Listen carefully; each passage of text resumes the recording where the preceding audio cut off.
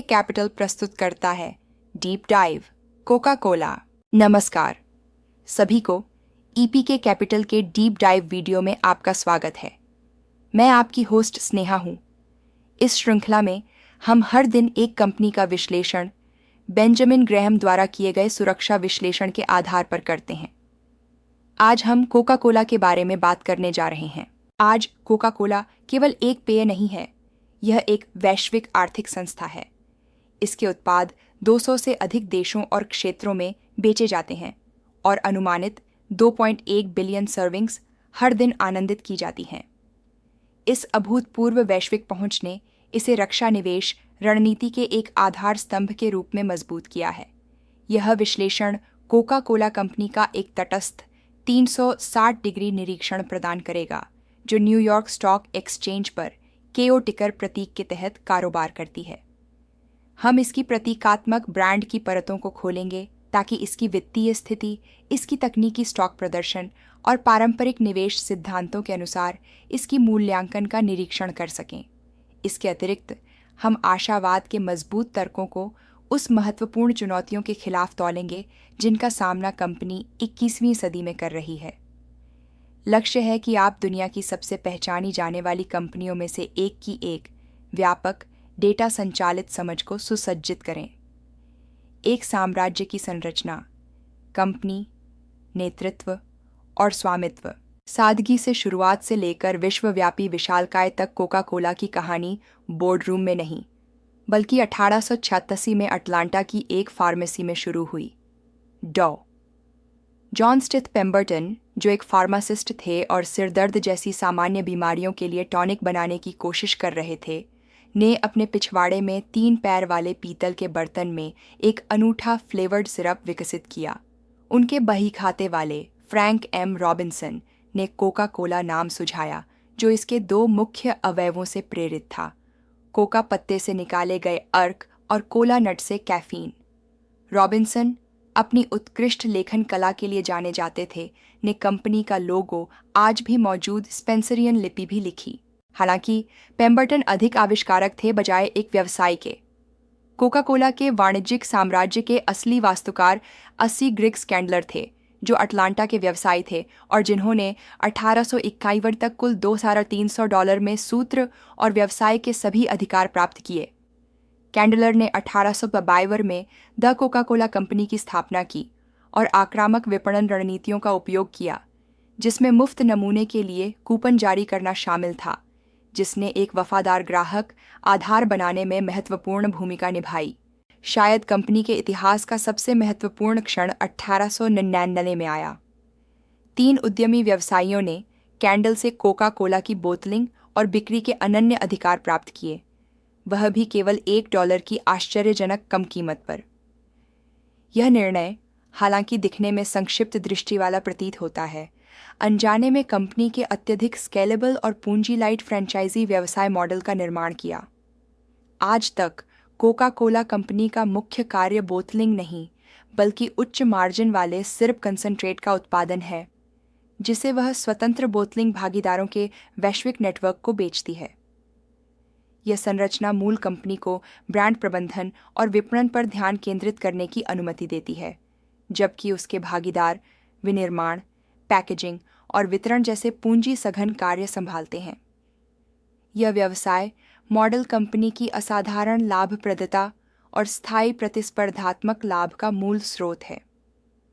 आधुनिक कमांड संरचना और प्रमुख प्रभावकार। 1919 में सार्वजनिक रूप से कारोबार करने वाली कंपनी बनने के बाद से कोका कोला का स्वामित्व व्यापक रूप से वितरित है।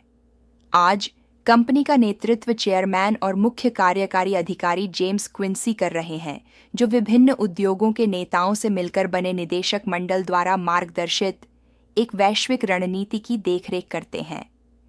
एक आधुनिक सार्वजनिक कंपनी के संदर्भ में सबसे महत्वपूर्ण प्रचारक या प्रभावशाली लोग इसकी सबसे बड़ी संस्थागत शेयरधारक हैं। ये विशाल वित्तीय संस्थान कॉरपोरेट गवर्नेंस और रणनीति पर महत्वपूर्ण प्रभाव रखते हैं। कोका कोला के लिए शीर्ष संस्थागत मालिक निवेश जगत के एक प्रमुख व्यक्तित्व हैं, जिनका नेतृत्व लगातार 3 दिग्गज करते हैं। 1. Berkshire Hathaway Inc, Warren Buffett की प्रसिद्ध होल्डिंग कंपनी, सबसे बड़ा शेयरधारक है और यह स्थिति दशकों से बनाए रखी है। ये केवल एक आंकड़ा नहीं है, ये कोका कोला के आर्थिक खाड़ी की स्थिरता में इतिहास के सबसे सफल मूल्य निवेशकों में से एक की अरबों डॉलर की विश्वास की वोट का प्रतीक है। 2. द वेंगार्ड ग्रुप इंक, एक प्रमुख इंडेक्स फंड्स और ETF का प्रबंधक, इसकी बड़ी स्थिति कोका कोला की महत्वपूर्ण वजन को प्रमुख बाजार सूचकांकों जैसे S&P 500 में दर्शाती है। 3. ब्लैक रॉक इंक, दुनिया का सबसे बड़ा एसेट मैनेजर, इसकी महत्वपूर्ण होल्डिंग कोका कोला की स्थिति को वैश्विक निवेश पोर्टफोलियो में एक मुख्य होल्डिंग के रूप में और अधिक मजबूत बनाती है। वित्तीय खाका का विश्लेषण, एक दशक का प्रदर्शन 2015-2024। पिछले दशक में कोका कोला के वित्तीय विवरणों का गहरा विश्लेषण रणनीतिक परिवर्तन, स्थायी लाभप्रदता और शेयरधारकों केंद्रित पूंजी आवंटन की कहानी को उजागर करता है।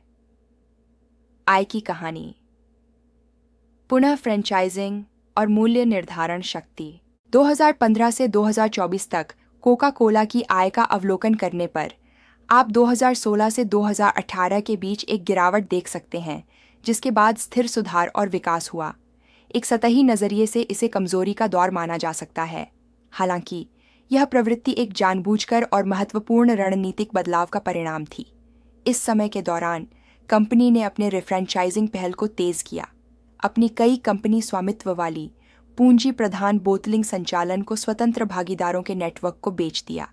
जबकि इस कदम से शीर्ष लाइन आय में कमी आई, इसका उद्देश्य एक अधिक चुस्त संपत्ति रहित कंपनी बनाना था, जिसमें उच्च लाभ मार्जिन और निवेशित पूंजी पर अधिक रिटर्न हो। अगली राजस्व वृद्धि, विशेष रूप से 2020 के बाद के समय में, इस रणनीति की सफलता को दर्शाती है और कंपनी की एक और मुख्य ताकत, मूल्य निर्धारण शक्ति को उजागर करती है।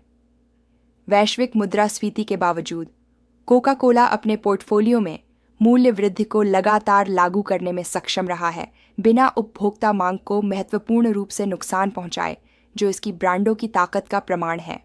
2024 वित्तीय वर्ष के लिए वार्षिक राजस्व 47.06 अरब डॉलर था, जो 2023 की तुलना में 2.6% अधिक है। लाभप्रदता और मार्जिन, ब्रांड की शक्ति कंसंट्रेट एंड फ्रैंचाइज मॉडल की प्रतिभा कंपनी के लाभप्रदता मार्जिन में सबसे स्पष्ट रूप से दिखाई देती है।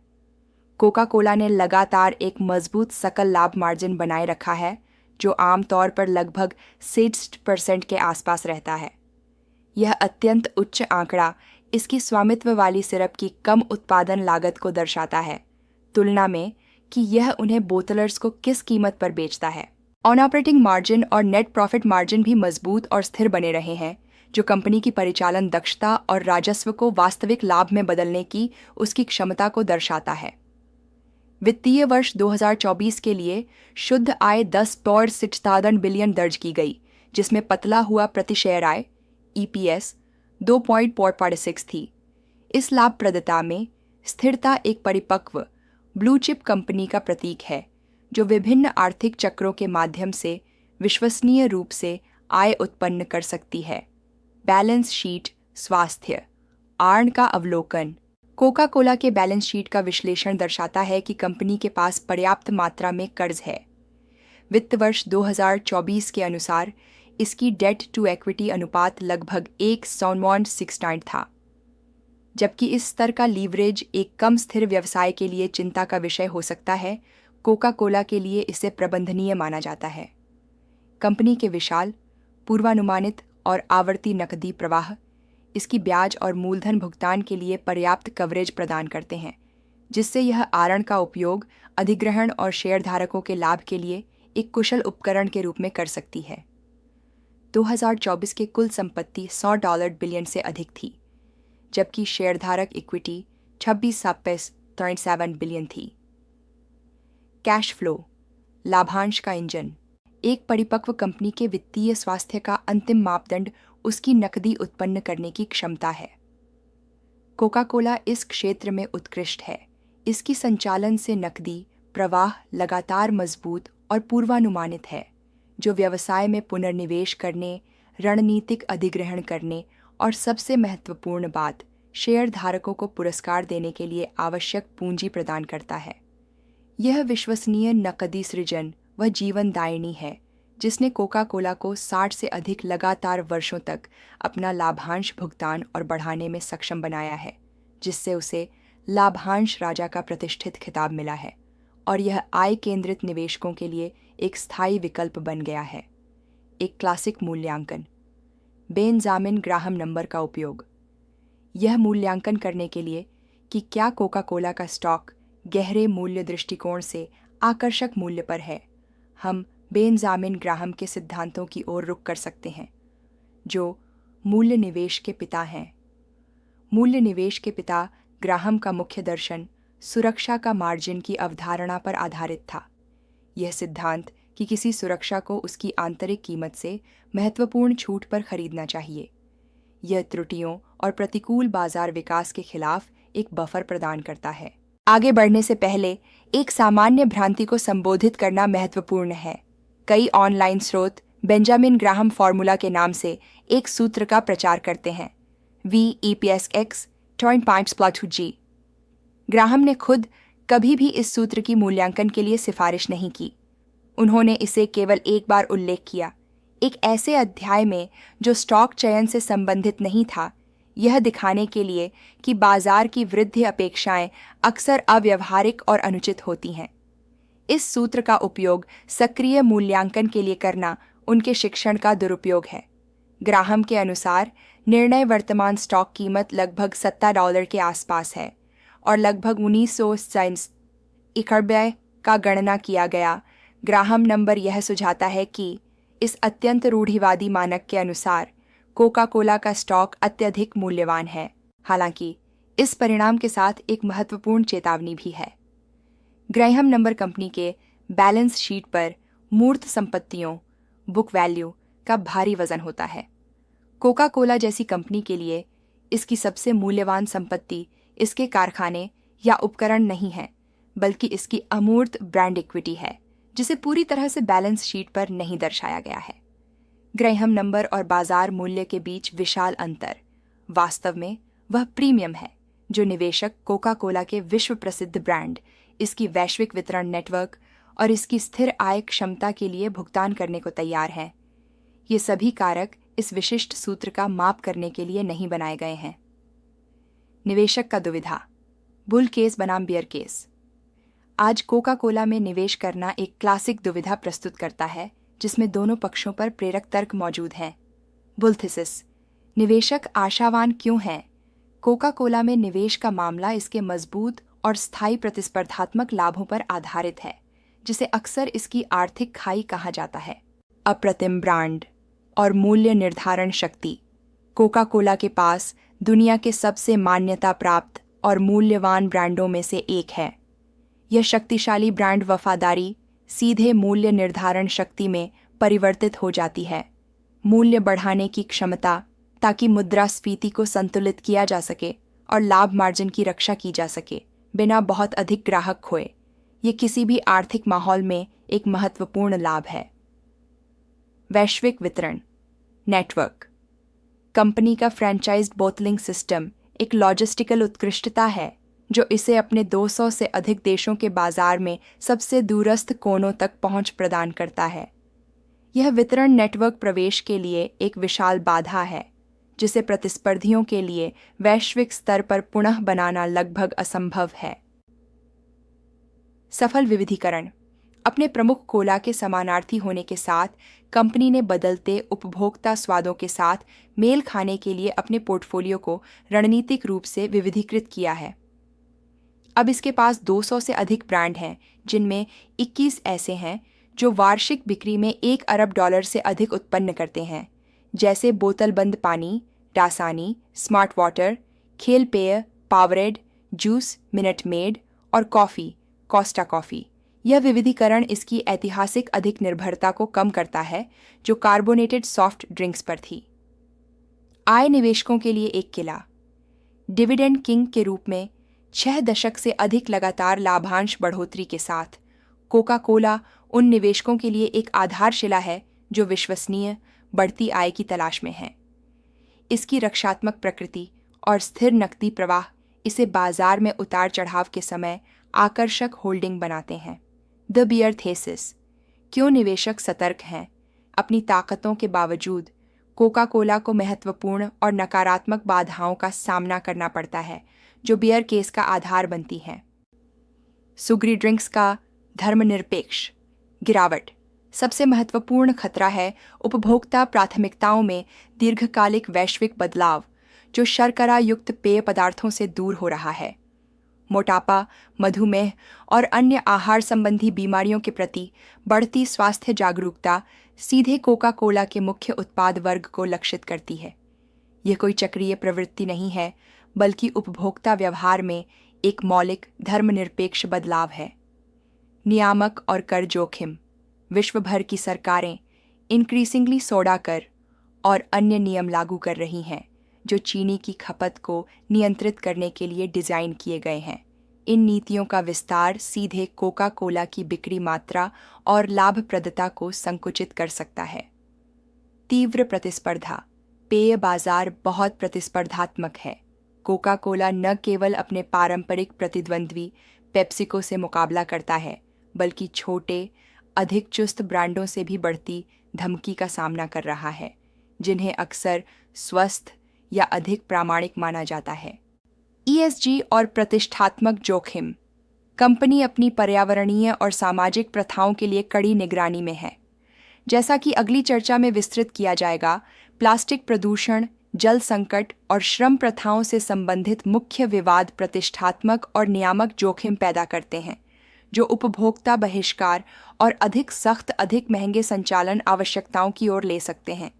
किसी भी संभावित निवेशक के लिए मुख्य तनाव यह है कि क्या कोका कोला का स्वस्थ पेय की ओर रुख करने का प्रयास उसकी परंपरागत सोडा व्यवसाय के गिरावट को मात दे सकता है। आज कंपनी में निवेश करना इस महत्वपूर्ण संक्रमण को सफलतापूर्वक प्रबंधित करने की उसकी क्षमता पर दांव लगाना है। आवश्यक उचित परिश्रम, विवाद और वैश्विक पदचिह्न: कोई भी विश्लेषण कंपनी के पर्यावरण, सामाजिक और शासन ESG रिकॉर्ड की जांच किए बिना पूरा नहीं होता और इसकी वैश्विक परिचालन पदचिह्न को समझना जरूरी है। ये कारक अंतः संबंधित हैं। कंपनी का विशाल पैमाना इसकी सबसे बड़ी ताकत और इसकी सबसे महत्वपूर्ण चुनौतियों का स्रोत दोनों है। विवाद का इतिहास: कोका कोला ने कई उच्च प्रोफाइल विवादों का सामना किया है जो निवेशकों के लिए महत्वपूर्ण जोखिम प्रस्तुत करते हैं। जल उपयोग और प्रदूषण: कंपनी के संचालन के लिए दालियांग मात्रा में पानी की आवश्यकता होती है, जिससे जल संकट वाले क्षेत्रों में तीव्र संघर्ष होते हैं। सबसे अच्छी तरह से दर्ज मामले भारत में हुए, विशेष रूप से प्लाचिमड़ा, केरल में, जहां बोतलिंग संयंत्रों पर स्थानीय भूजल स्रोतों को खत्म करने और प्रदूषित करने का आरोप लगा, जिससे स्थानीय किसानों पर गंभीर प्रभाव पड़ा। इन विवादों के कारण व्यापक विरोध प्रदर्शन, कानूनी लड़ाइयाँ और अंत में एक संयंत्र का बंद होना हुआ। प्लास्टिक प्रदूषण: कई लगातार वर्षों तक पर्यावरण समूहों द्वारा किए गए ऑडिट ने कोका कोला को दुनिया का नंबर 1 प्लास्टिक प्रदूषक घोषित किया है। अपनी विशाल उत्पादन मात्रा के साथ कंपनी की प्लास्टिक पैकेजिंग वैश्विक कचरे में एक महत्वपूर्ण योगदान है, जिससे सरकारों और उपभोक्ताओं की ओर से अधिक टिकाऊ समाधानों की मांग के कारण एक प्रमुख प्रतिष्ठात्मक और नियामक चुनौती उत्पन्न हो रही है। श्रम और मानवाधिकार: कंपनी पर अपने श्रम अभ्यासों को लेकर गंभीर आरोप लगे हैं। कोलंबिया में कोका कोला के बोतलिंग भागीदारों पर मुकदमा चला और उन पर पैरामिलिट्री समूहों का उपयोग कर संघ नेताओं को डराने, यातनाएं देने और यहां तक कि हत्या करने का आरोप लगा। संयुक्त राज्य अमेरिका में कंपनी ने 2000 में एक ऐतिहासिक नस्लीय भेदभाव के मुकदमे को 122.5 मिलियन डॉलर में सुलझाया, जो उस समय अपने प्रकार का सबसे बड़ा था, जिसमें आरोप था कि उसने अपने अश्वेत कर्मचारियों की वेतन और पदोन्नति को सीमित किया। विपणन भूलें: कॉर्पोरेट इतिहास में सबसे प्रसिद्ध विपणन गलती 1985 में न्यू कोक के लॉन्च की थी। कंपनी ने अपनी 99 साल पुरानी सूत्र को बदल दिया, जिससे भारी उपभोक्ता प्रतिक्रिया हुई और इसे केवल 69 दिनों बाद कोका कोला क्लासिक के रूप में मूल संस्करण फिर से पेश करना पड़ा। यह घटना ब्रांड लॉयल्टी और उपभोक्ताओं के उत्पाद के साथ भावनात्मक संबंध की शक्ति पर एक पाठ्य पुस्तक केस स्टडी बन गई। वैश्विक बाजार स्थिति, जहां से आय प्रवाह होता है, कोका कोला का प्रभुत्व वैश्विक है, लेकिन इसकी वित्तीय प्रदर्शन सभी क्षेत्रों में समान नहीं है। कंपनी के पास वैश्विक गैर मादक पेय उद्योग में 42% का आश्चर्यजनक बाजार हिस्सा है। यह डेटा स्पष्ट रूप से दर्शाता है कि उत्तरी अमेरिका कंपनी का सबसे महत्वपूर्ण बाजार बना रहता है, जो दोनों आय और परिचालन आय का सबसे बड़ा हिस्सा योगदान देता है। जबकि यह परिपक्व है, यह कंपनी का वित्तीय इंजन है। इसके विपरीत लैटिन अमेरिका और एशिया पैसिफिक जैसे क्षेत्र भविष्य की वृद्धि के लिए महत्वपूर्ण क्षेत्र हैं, हालांकि वे वर्तमान में कुल वित्तीय तस्वीर में कम योगदान देते हैं। निष्कर्ष: एक ताजगीपूर्ण सारांश विश्लेषण का संश्लेषण। कोका कोला कंपनी उद्योग का एक दिग्गज है, एक वित्तीय किला जो दुनिया के सबसे शक्तिशाली ब्रांडों में से एक और एक अद्वितीय वैश्विक वितरण नेटवर्क पर आधारित है। दशकों से इसने धैर्यवान, दीर्घकालिक निवेशकों को स्थिर विकास और विश्वसनीय रूप से बढ़ते लाभांश से पुरस्कृत किया है, जिससे इसकी स्थिति एक क्लासिक रक्षात्मक ब्लू चिप स्टॉक के रूप में मजबूत हुई है। इसकी रणनीतिक बदलाव से संपत्ति प्रकाश मॉडल की ओर इसकी पहले से ही प्रभावशाली लाभप्रदता मजबूत हुई है, और स्वस्थ पेय श्रेणियों में इसकी निरंतर विविधीकरण स्पष्ट रूप से आने वाली चुनौतियों के प्रति जागरूकता दर्शाता है। हालांकि आज कोका कोला में निवेश महत्वपूर्ण विचारों के बिना नहीं है। कंपनी की विरासत एक उत्पाद श्रेणी मिठाई सॉफ्ट ड्रिंक्स से जुड़ी है, जो वैश्विक स्वास्थ्य रुझानों द्वारा प्रेरित एक स्थायी गिरावट का सामना कर रही है। इससे एक मौलिक तनाव उत्पन्न होता है जिसे कंपनी को नेविगेट करना चाहिए। इसके अलावा इसकी विशाल परिचालन क्षमता ने गंभीर और स्थायी ESG चुनौतियों को जन्म दिया है, जैसे दुनिया के सबसे बड़े प्लास्टिक प्रदूषक होने से लेकर पानी के अधिकारों और श्रम प्रथाओं को लेकर विवादों का सामना करना।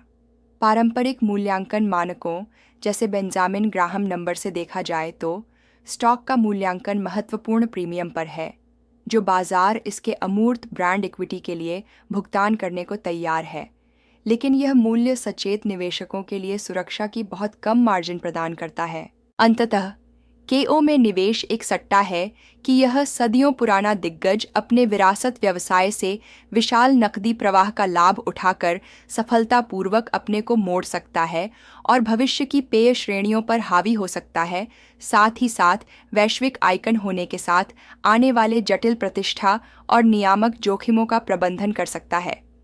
अंतिम अस्वीकरण: इस वीडियो में दी गई जानकारी केवल शैक्षिक और जानकारीपूर्ण उद्देश्यों के लिए है। इसका उद्देश्य निवेश सलाह देना नहीं है और इसे निवेश सलाह के रूप में नहीं समझा जाना चाहिए। हम वित्तीय सलाहकार नहीं हैं। स्टॉक्स में निवेश में जोखिम शामिल है, जिसमें मुख्य पूंजी का संभावित नुकसान भी शामिल है। आपको हमेशा अपनी खुद की थरो रिसर्च करनी चाहिए और किसी लाइसेंस प्राप्त वित्तीय सलाहकार से परामर्श करना चाहिए, इससे पहले कि आप कोई भी निवेश निर्णय लें। इस सामग्री के निर्माता इस जानकारी के उपयोग से होने वाले किसी भी नुकसान या क्षति के लिए जिम्मेदार नहीं होंगे। और यह था इस वीडियो के लिए हमारा सब कुछ। हमें उम्मीद है कि यह वीडियो आपके लिए जानकारीपूर्ण था। यदि हाँ, तो कृपया इस वीडियो को लाइक और शेयर करें। साथ ही इस तरह की शानदार दैनिक सामग्री के लिए हमारे चैनल को सब्सक्राइब करना न भूलें। आप हमें इंस्टाग्राम और ट्विटर पर भी फॉलो कर सकते हैं। विवरण में विवरण है। सिर्फ एक त्वरित याद दिलाना कि यह वीडियो केवल शैक्षिक उद्देश्य के लिए है और इसे वित्तीय सलाह के रूप में न लें। अपनी व्यक्तिगत वित्तीय सलाह के लिए कृपया विवरण में दी गई जानकारी पर हमसे संपर्क करें या अपने वित्तीय सलाहकार से संपर्क करें।